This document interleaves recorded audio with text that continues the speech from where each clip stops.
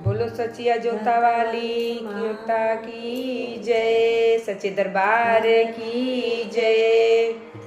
मैं किरण सिंह बनारसी से और एक मेरी भाभी हैं। आप अपना नाम बताइए भाभी। तिवारी। और माता के पचरा लेके हम लोग आए हैं। अगर पसंद आएगा तो लाइक सब्सक्राइब और कमेंट में जाकर बोलिएगा और नए नए हम लोग गीत लेके आएंगे। गाइए भाभी। बराबरी